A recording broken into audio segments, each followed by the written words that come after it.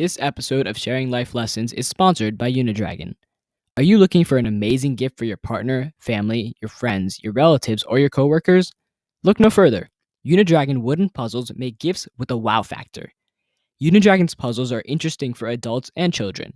The colorful puzzle designs are of the highest laser cut quality. Each puzzle is packed in a premium wooden gift box, and new puzzles are released every month. Unidragon's customers buy their puzzles again and again. To get a special 10% discount, go to www.unidragon.com and use coupon code LIFE10.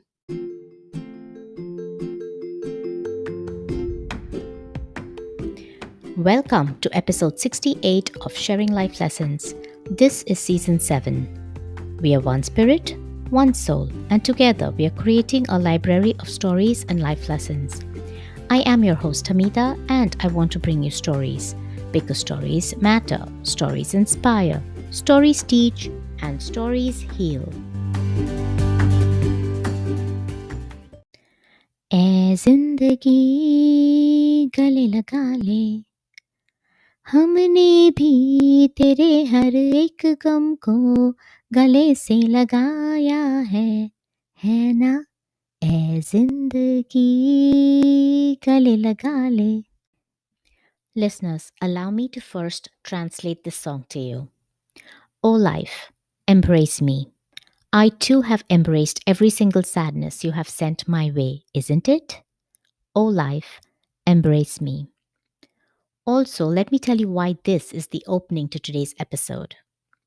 I am a lover of music. Music brings me joy. I am forever humming during the day at home. For a few months, I awaken with a song in my head. To me, it works as my message for the day from my guiding angel. The day I was scheduled to interview our guest for today, I awoke with this song in my head. No, it was not a song I heard or was humming the day before. In fact, I have not heard this song in many months. But the lyrics are synchronously relevant to what we are going to discuss today.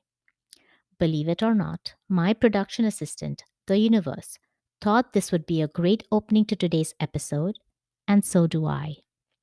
Our guest today is visually impaired and takes us through his journey from not being disabled to slowly becoming disabled. His stories and enthusiasm for what he does just blew me away, and I'm sure this discussion will do the same to you. Everyone, please join me in welcoming Vineet Saraiwala. Welcome, Vineet, to Sharing Life Lessons. It is wonderful to have you as a guest.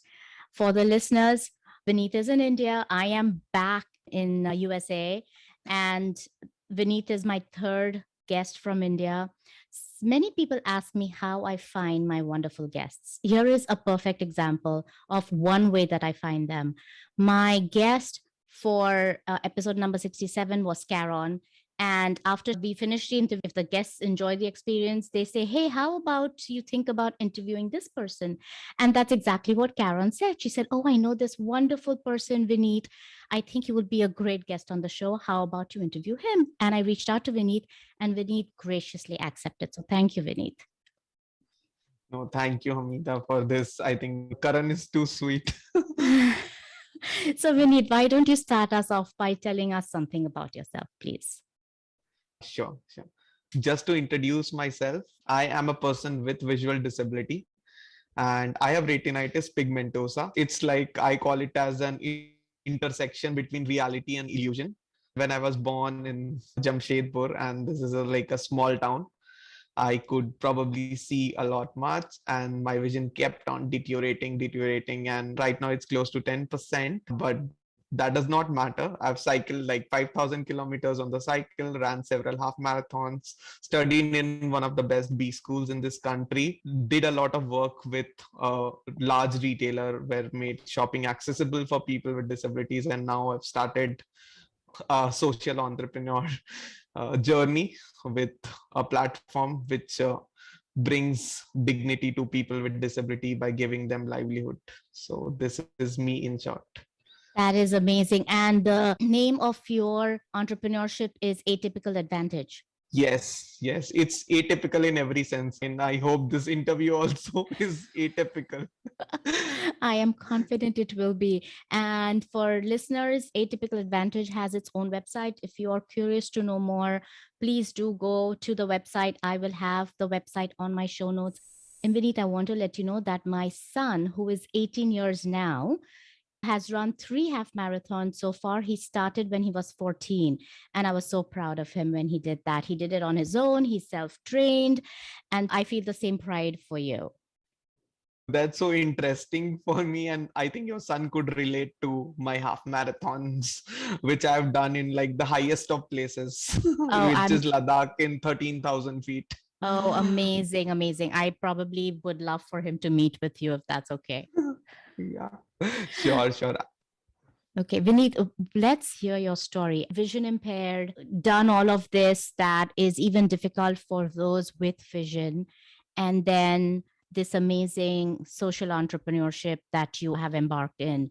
So, would love to know how you got to where you are and would love to know your story.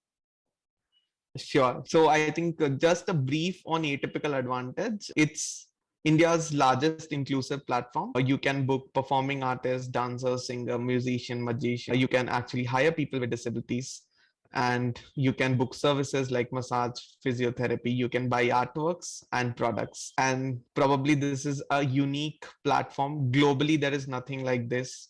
And it can generate employment at scale for people with disabilities in our country.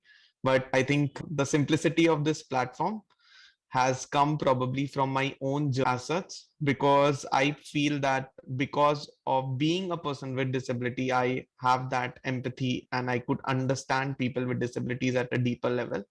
And a lot of this goes back to my childhood. I used to play cricket. I was a big fan of cricket and watching Sachin Tendulkar on TV, and we were diagnosed. When I say we, because my brother is also a person with visual disability, Mm-hmm. and so both of us were diagnosed with this rare genetic condition called retinitis pigmentosa. And in this, what you can see now, you cannot see, let's say, 5 years down the line or 10 years down the line, because your vision deteriorates as you progress. And Vineet, we, how old were you when this was diagnosed? so basically, I was 16 years old Okay. when I was diagnosed as such. And right now, I'm like close to celebrating my 30th birthday, and I would like to tell you a turning. So I was always good in studies. I had a surgery in standard 11, and that spoiled my left. And when I say, it means like my left eye currently, if you look at it, it's quite small, Yeah. and anyone who looks at me can figure out that there's something wrong. And Mm-hmm. I think this is the definition of perfection in our society, right? If someone Mm-hmm. is short or someone is tall, or if someone does not have a leg or a hand, we feel that this person is imperfect. And since I belong to a small town, the first question which people used to ask me that, hey, why is your eye so small? And I had stopped going outside my house because I was maybe embarrassed, and that acceptance did not come to me. I actually wore tinted glasses to hide the left eye. So Mm-hmm. at that point, I had vision, and these tinted glasses was just to hide my left eye's real size, so that people don't ask questions.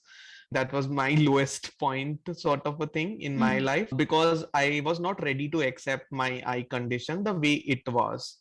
I was feeling quite low, and obviously the deterioration was there every day, every moment it was going down. And basically at a point, I could no longer hide this because my vision had deteriorated a lot. This is the beauty of this disease, that it shifts from like being a person non-disabled to moving towards disability, and at the same time it requires that mental toughness to Mm-hmm. know that it will go down and down no matter what. And same way for my parents, because as any parent, they go too overboard in trying to change the status quo. And for me, that is probably a important lesson, especially from an parenting point of view, that my parents were trying to do everything like Ayurveda, homeopathy, allopathy. I was had got live injections in my eye without anesthesia. I have like taken all kind of Ayurvedic concoctions to different kinds of homeopathic medicines to all kinds of doctor consultations. But if some disease is incurable, that is a fact scientifically. So we should not try to actually overdo. Like my parents fasted, gave me carrot juice, did all kinds of yoga. I used to walk on the grass, but everything has limitations. Mm-hmm. And we have like really understood this after 25, 26 years of our own journeys when we have completely stopped. And once you do that, I think you get tremendous confidence. I think if you would have told me to do this interview 5 years back, I would have completely declined it because I was not ready to even talk about this or Mm-hmm. accept my eye condition. My transformation probably started the day I started accepting that I have certain limitations as such. And probably that gave me that confidence, because I think sight is just one of the things. It does not define me in any ways. In fact, Hamida, I was feeling so happy about something which I did yesterday, and Uh-huh. it's so fresh in my mind. I executed remotely in a mall Uh-huh. where 6 artists with disabilities painted live on the canvas about global warming. And probably this is unique as such. The live Uh-huh. band was performing Uh-huh. on the left hand side, on the right hand. 6 artists were making their canvas painted live simultaneously. Uh-huh. And there was so much crowd. People had gone crazy because this is Oh, something which is, they had experienced for the first time in their lives. And it was like carpets, huge backdrop, a famous celebrity hosting the show. And even the organizers do not know that this was executed by a completely blind person that is as such. awesome. So I had sent 2 of my floor managers there. The entire event was designed by me, and it got executed, and I got that tremendous confidence. Like for example, when I was dispatching these backdrops or artworks, it's actually funny that I have an art platform and I talk about beauty and aesthetics, and we have already sold close to 100 artworks. And the people say, "Hey Vineet, how's this painting?" And let me tell you, the last person who can tell you about beauty in a Right. visual sense. Right. And it's actually ironical that I sell paintings which is to do with so much visual things in nature. And I was so proud of myself that look, I can actually execute an event at a massive scale. Like the Karnataka government guys were there, and it was hilarious for me. At the same time, I got tremendous confidence. And imagine 6 artists with disabilities who got so much confidence when the entire audience were cheering them up, and when they saw the abilities of people with disabilities live, Mm-hmm. that raised tremendous awareness in that audience. Because my central thing is, don't treat person as more human, saying that hey, you are a superstar, you are a rock star, or you have sixth sense, specially able, differently able, or treat anyone as less human, saying that hey, you can't do anything in life, you don't have any abilities, what will you do, and handicapped and so on. What I essentially want is people to treat the other as anyone else. I think that's the only thing. There's no funda or lesson to communicate with any kind of person with disability, without disability, or any marginalized section. So yeah. That is an amazing story. Thank you for sharing that. So, I already have too many questions in my head. So, let me just start off with taking you back to when you were a teenager and when you felt like your vision was deteriorating. How did you prepare for that? You knew at some point what you're seeing in front of you. If you're seeing a big mountain and its beauty, or the ocean and its beauty, you knew that at some point in your life you were not going to be able to see that. So, how did you mentally prepare yourself? See, I think that's a very important question, and it's very tough. As I told you previously, also, it took me so long to accept my eye condition, because I was in a shell. I was not even ready to accept this natural course of phenomena, which was probably going in my life. And I did not accept it till very recently. Imagine 25 years, I was just struggling with this phenomena of accepting that, oh God, why did you do this to me? Mm-hmm. Seeing the world and not seeing the world itself hurts. And I won't say that it does not hurt me at this point also. It hurts, but I think the pain is slightly lower. I'll just tell you one beautiful instance which probably changed my outlook towards a lot of things. So when I was running in Ladakh, and for me, in these high places, you can recognize, right? Your breath becomes faster, and one thing which you grasp for is also your breath. And I actually just thought to myself when I was running in the beautiful Pangong Lake that the only thing which we should be grateful towards is our breath, that we are breathing every moment. And look at the extras which we have. If I look at my extras in life other than that breath, is I have two hands, two legs, a loving family, friends, wealth. I have so many things to be gratitude towards. And the only thing which we focus on, at least for me, is the loss of sight. But I need to be grateful for so many things which I have rather than only looking at one thing which I don't have and make it the focus of my life. So that was number one. As you wanted to know the story of Atypical Advantage, it's when COVID pandemic hit, I used to get a lot of CVs of people with disabilities since I was working in a retail company, leading their inclusion and hiring piece, and I've made shopping accessible for people with disabilities in the country. So I used to receive so many CVs from people with disabilities, and that was number one trigger. The other trigger was when I was working in the company, we wanted to hire a model for our regular fashion show, which was nothing to do with disability. Why can't we have a model on a fashion line, right? Mm-hmm. Because there are so many talents of people with disability across the country, and I was not able to find one. Imagine in a country of 1 billion people, I being connected to so many NGOs, Mm-hmm. being a person with disability, struggling to find a model and a voiceover artist in this country.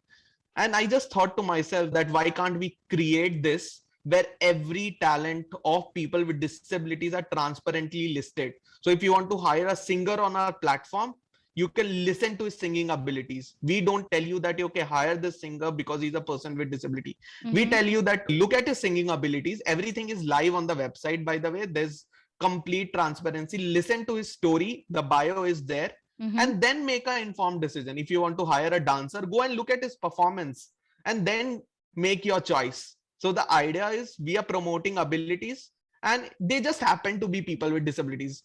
And that is the lens which I value deeply. And that is how the platform functions. So everything is based on abilities. We have more than 600 plus talents on a platform with their own beautiful story. So that is how the platform was conceptualized. And because of this clear need gap which I understood while working in my previous organization, and COVID triggered it. And as I think COVID has widened the inequality gap in our country with people with disabilities. The last to receive any kind of support, 3/4 of people with disability don't receive any support from organizations and the government combined. Look at people now using Zoom and Teams. Mm-hmm. And the beauty is when people with disabilities were asking for work from home opportunities, this was never given to them. And now the Correct. entire world is embracing it and saying that, look, work from home is possible. But the Mm-hmm. irony is when people with disabilities demanded it for years, that never happened. Again, the irony is if you look at people with hearing disability, there is no sign language. People lose out on audio communication, which is happening on Zoom and Microsoft Team from organizations. If you look at people with visual disability, most of the softwares for collaborations are not accessible. The entire schooling and education system is completely inaccessible, and COVID is widening this gap, and someone needs to do something about this. Our efforts are geared towards addressing a very small gap, but an important gap. This entire company is born during COVID. All our employees are virtual, and still we have gelled together. And Hamida, you'll not believe, like, we have more than 300 plus volunteers who have helped the entire platform. All the stories on our website have been written by volunteers spread across the country. So it's a lot of people came together and brought it. Need the tagline for my podcast is "We are one spirit, one soul." And this probably is a great example of how we are one spirit, one soul. It took the 300 people to come together to make this wonderful thing happen. So anything is possible if we all come together, work together, have each other's back, help each other. Then we come up with these wonderful initiatives like you came up. I also want to tell you about your story that you said about how you're proud of yourself that you did that event yesterday. No. What I want to point out is that you kept saying, I'm so proud of myself. And that pride shows in your voice. And I guess life lesson is we all need to start being proud of ourselves like you are in every achievement that we have, because that gives us confidence, that gives us happiness, and when that gives us happiness our vibrations rise, and then we start attracting those good things in our life. So Vineet, thank you so much for actually displaying that for us. And what more happiness when you can create employment opportunities for people with disabilities, artists with disabilities who have not even sold one painting because of COVID, but 50 artists with disabilities have sold one artwork each on our platform till now, in spite of so many challenges and difficulties. Obviously there is a joy behind that, and it makes me happy. Yesterday, in fact, I received a call from a mother, and she started crying to see her son's painting on one of the largest retail platforms in the world, and she just broke down. And somehow I broke down, just realizing that important work which I have been doing in terms of giving hope to people with disabilities. And hope is a big thing. As I told you about the story of 6 artists with disabilities painting live, imagine what kind of dreams and imaginations in the audience as well as the artists. A lot of them also probably would not have done something like this for so many years. These are, I think, tough days, but I think hope is what we should focus on. Interesting. So where do you want to see Atypical Advantage go? What's your future dream for it? My dream for this in the next 1 year is to create 100 opportunities for people with disabilities in one day. We are already hitting one opportunity daily, whether it's terms of selling artwork, products, jobs, services, event shows.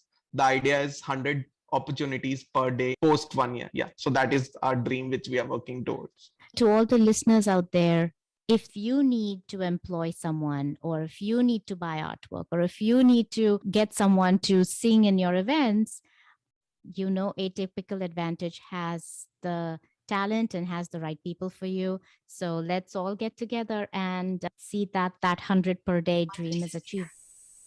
Vineet, let's move on to life lessons. You must have so many life lessons that you've learned from this beautiful story that you just shared with us. Tell us what your life lessons are. Sure. So I think even before this interview, I was reflecting on that. What are like some of the important life lessons which I have probably gone through in my journey? I think the first one is clearly acceptance.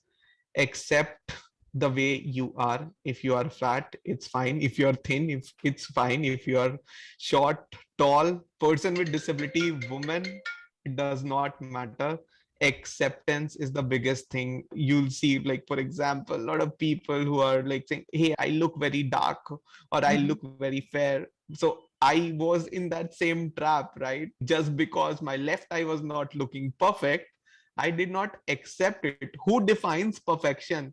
The society cannot define perfection for an individual, and that is very clear to me, because I can tell you it has taken me 25 years to just accept me the way I am. And it's a difficult journey, but it is a process for every individual.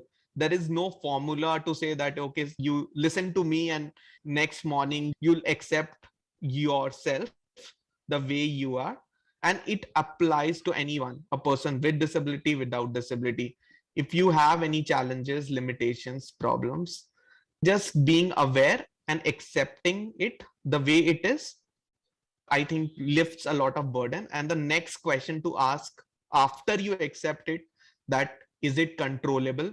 For example, if you look at my condition, could I control this thing from my capacity with all the money and things? Could I do that? The answer is no. Then Mm-hmm. why should I actually bother about things which are not being in my control? I better focus my energies on things which are in my control Mm-hmm. and accept things which are not in my control. I think that creates that stillness. So that is for me the biggest lesson which has taken me 25 years. That So is beautiful, beautiful. And I also want to remind you of one more life lesson that you mentioned along the way is gratitude. Be grateful for what you have. Don't focus on what you don't. yeah, probably if we have time, I just would like to add another lesson, and that's like pretty important, which I have Absolutely. again realized in 30 years. If people know me, I've been very competitive. For example, getting into a B school is like the rat race, and it's like the best of the best get selected, Mm-hmm. and that place is very competitive. And for me also, I always wanted to be the best and study hard. In office, it was always about how could I reach to the CXO position, work extremely hard, get good performance reviews. How can I increase my salary to 10x, 12x? That was the mentality where I was coming from, probably because of the B school experience. I also, so that was number one. And the second thing, probably you see when I was running or cycling, it was always about my timings. Like when I was running an half marathon, it has to be under, let's say, 2 hours, 15 minutes. Mm-hmm. Or when I used to cycle, it was always about how fast can I cycle long distances. I was completely in that competitive mindset in sports as well as in my career. And probably that competitive mindset is necessary, but sometimes we go over into that trap of maybe comparing your life with other people. And the moment you get out of that trap, I think you feel liberated. For example, let's say when I was into my salary trap, okay, what's my salary?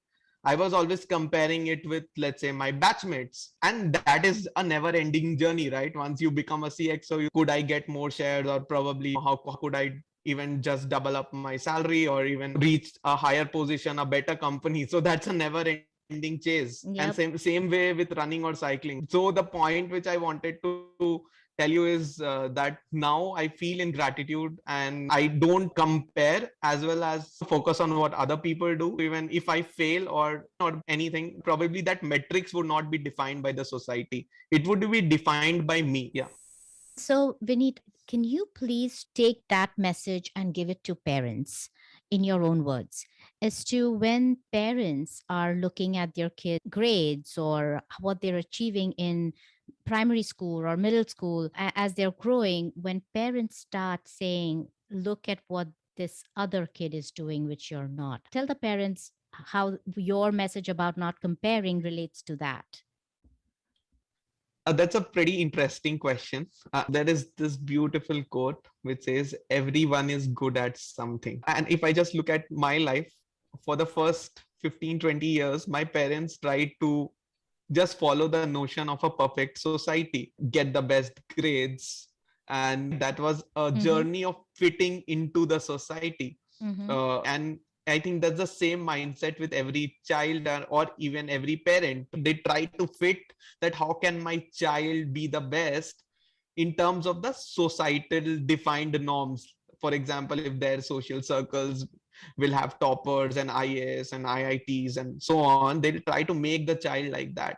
But no one asks that child that what do you want to become. The idea here is, even in my life, my parents in the initial so many years to make me fit into the society, but you realize that harms the child in a lot of negative ways. So I would not advise any parent to do that, and ask the child what he wants to become and focus on his strengths. As such, for example, every day I get images on WhatsApp.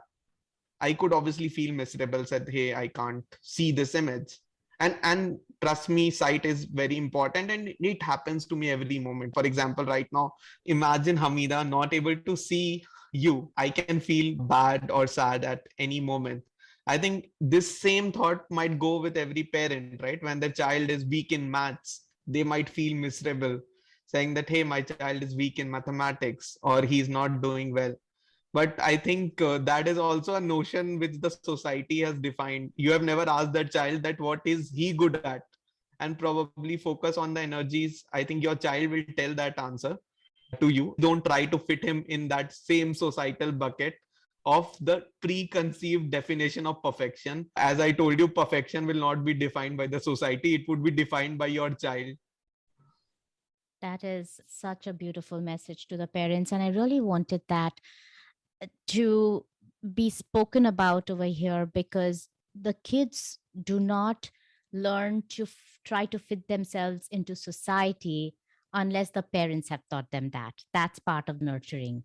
And so if the parents get out of that cycle, then maybe when the kids are teenagers or have grown up, they will be of the mindset that I don't need to fit into the society. I am myself, I am an individual, and I should be able to live my life the way I want to. So, Vineet, I could go on and on talking to you. I have been enjoying this discussion so much. We are ending with a beautiful message to the parents. And I know there are a lot of parents in my listenership. So, I'm so glad that we were able to get that message through. Vineet, thank you so much for being on the show. Like I said, I could go on and on talking to you, but this is a good place to end. Thank you for being on the show. I hope we stay in touch. I really appreciate you being here.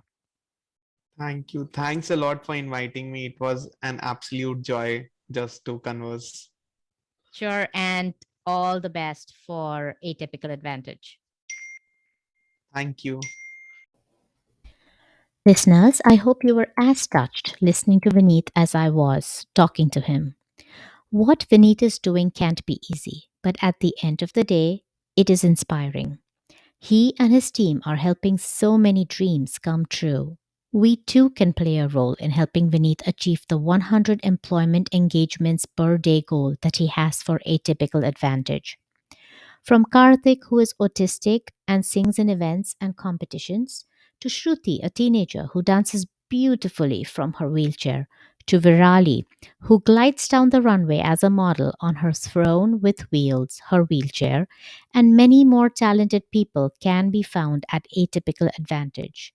I personally am already seeking someone from the talent pool to help me with my social media marketing for this podcast. As always, here are my key takeaways from this discussion. 1. Acceptance is key. Accept yourself for who you are. Accept both the good aspects of you and your imperfections. More importantly, society should not be able to define perfection for an individual.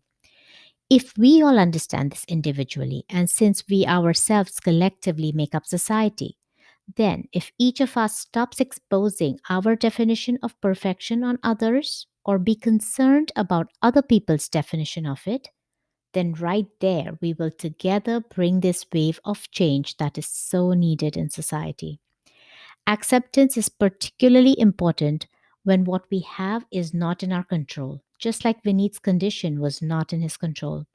The reason Vineet is taking the time out to share this with us is so that we don't suffer in non acceptance like he did. It is almost as if he's telling us that it took him 25 years to understand this key message or key life lesson. We should learn from him so that we don't lose our valuable time. 2. Gratitude. We tend to focus on the few things we don't have, but we don't focus on the many things that we have. The beauty of this lesson is that it is coming from someone with no vision, which we all know is no small thing. So, really, for all of us who have the gift of vision, could we use Vineet as a role model and immediately start focusing on the multitude of things we have, starting with our breath? And lastly, for ourselves, let's not go through life comparing ourselves with others. It will only lead us to despair and wanting more and getting stuck in the never ending chase. For parents, Vineet's message to us is crucial. Don't compare our children to other children. It is because we are doing it. They will continue to do it all their lives only because it is what we have taught them. Help them get out of the cycle of compare and despair. Let them be their own individual self. And as Vineet said, everyone is always good at something. This brings us to the end of this episode. I will bring you another episode of Sharing Life Lessons next Wednesday. Until then, be happy, be safe, and be well.